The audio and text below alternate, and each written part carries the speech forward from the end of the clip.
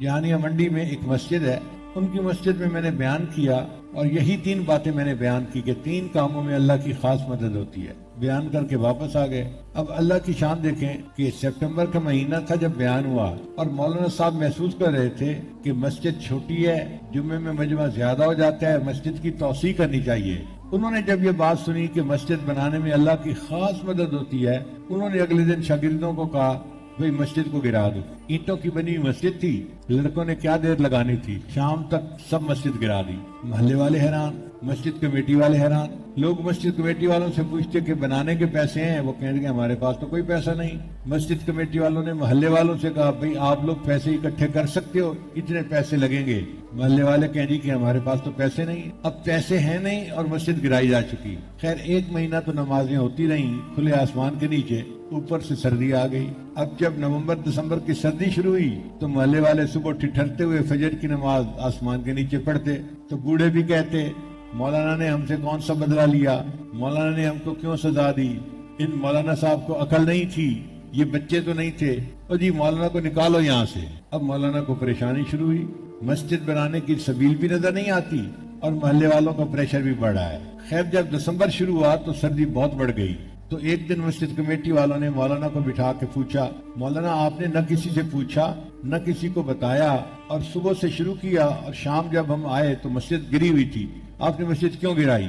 مولانا کے پاس کوئی وجہ تو نہیں تھی۔ ان کا مولانا مسجد آپ نے گرائی ہے، اب مسجد کو بنانا بھی آپ کی ذمہ داری ہے، ہم آپ کو 2 مہینے 3 مہینے دیتے ہیں، اگر 2-3 مہینے میں آپ نے مسجد نہ بنائی نا تو ہم آپ کی بجائے کوئی اور امام رکھیں گے، آپ کی چھٹی ہو جائے گی۔ اب جب امام صاحب کو نکلنے کی اطلاع ملی تو ان کو تو اور پریشانی ہو گئی، وہ مجھے فون کریں کہ حضرت آپ نے بتایا تھا میں نے مسجد اس پر گرائی تھی۔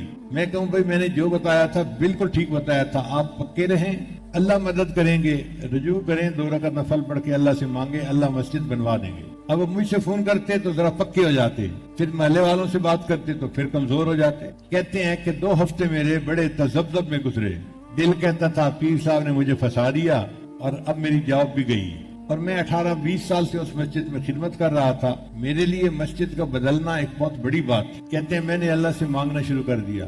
اللہ کی شان دیکھیں، ایک بندہ آیا مجھے کہتا ہے کہ مولانا ہم باہر نماز پڑھتے ہیں اور سردی بہت ہے، اگر آپ اجازت دیں تو میں ایک عارضی کمرہ بنوا دیتا ہوں ہال، تاکہ سب لوگ سردی سے بچ سکیں۔ میں نے کہا بہت اچھا۔ لو جی اس نے 5 دن کے اندر ایک ہال بنوا دیا اور سب لوگ جو ہیں اب اس ہال میں نماز پڑھنے لگے، سردی سے بچاؤ کا مسئلہ حل ہو گیا۔ کہتے ہیں کہ میں نے اللہ کا بڑا شکر ادا کیا۔ پھر وہی بندہ میرے پاس آیا اور مجھے آ کے کہتا ہے کہ مولانا مسجد بنانے کے لیے فنڈز تو آپ کے پاس نہیں ہیں، تو کیا کریں گے؟ تو میں نے کہا بھائی مجھے تو پیر صاحب نے ایک بات بتائی تھی تو میں نے اس کے سامنے رکھتے ہوئے مسجد گرا دی ہے، اور پیر صاحب نے بھی کہا تھا کہ یہ مسجد اللہ کا گھر ہوتا ہے اور جس کا گھر بنتا ہے فکر اسی کو ہوتی ہے، تو بس میں تو دعائیں کر رہا ہوں کہ اللہ تعالیٰ سبب بنا دے، اور کیا کر سکتا ہوں۔ اس بندے نے کہا کہ اچھا مولانا مسجد میں بنواتا ہوں، میری ایک شرط ہے۔ مولانا نے پوچھا کہ کیا شرط ہے؟ اس نے کہا کہ شرط یہ ہے کہ آپ نے میرا نام کسی کو نہیں بتانا، میرا نام ظاہر نہیں ہونے دینا کہ کس نے بنوائی، بنوا میں دوں گا۔ مولانا نے کہا کہ جناب وہ تو ایسٹیمیٹ مسجد کا ہم نے بنایا کوئی 75 لاکھ کا بنتا ہے۔ اس نے کہا جی 75 لاکھ کا بنتا ہے یا 1 کروڑ کا بنتا ہے، یہ مسئلہ آپ کا نہیں ہے، مسئلہ میرا ہے، بس آپ نے میرا نام نہیں بتانا۔ اللہ کی شان دیکھیں، مولانا نے اس نے وعدہ کیا میں آپ کا نام نہیں بتاؤں گا، اس بندے نے 1.5 کروڑ روپیہ لگا کر ماربل کی مسجد بنوا دی، ایک بندے نے۔ کوئی سوچ ہی نہیں سکتا تھا کہ ایسا بھی ہوگا۔ اب جب مسجد بن گئی تو محلے والے بہت خوش۔ پھر مسجد کمیٹی کا اجلاس ہوا، پہلے مسجد کمیٹی والوں نے غصے کا اظہار کیا تھا، اب مسجد کمیٹی والے شکریہ ادا کر رہے ہیں، مولانا آپ کی وجہ سے تکلیف تو ہوئی محلے والوں کو، لیکن یہ شکر ہے کہ ماربل کی نئی صاف ستھری مسجد بن گئی۔ تو مولانا نے کہا کہ اچھا اب میں اس کا افتتاح پھر پیر صاحب سے ہی کرواؤں گا۔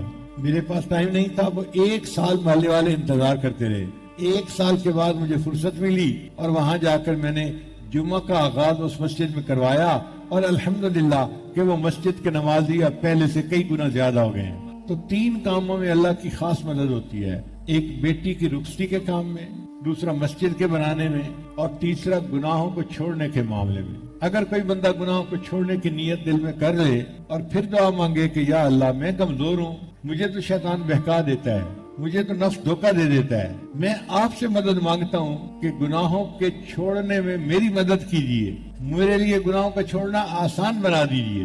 میں آپ کو مدد کے لیے پکارتا ہوں. جب بندہ اللہ کو مدد کے لیے پکارتا ہے پھر اللہ تعالیٰ حالات ہی ایسے بنا دیتے ہیں کہ بندہ گناہوں کو چھوڑ دیتا ہے, چھوڑنے کا پتہ بھی نہیں چلتا کہ چھوڑا کیسے. تو ہم گناہوں سے توبہ کی نیت کریں اور اللہ سے مدد مانگیں کہ اللہ ہم کمزور ہیں, ہمیں تو شیطان گرا دیتا ہے, ہم آپ کی مدد مانگتے ہیں, اب گناہوں سے تو ہماری حفاظت فرما. اللہ تعالیٰ گناہوں سے توبہ کی توفیق بھی دے دیں گے اور اس کے بدلے اللہ ہماری دعاؤں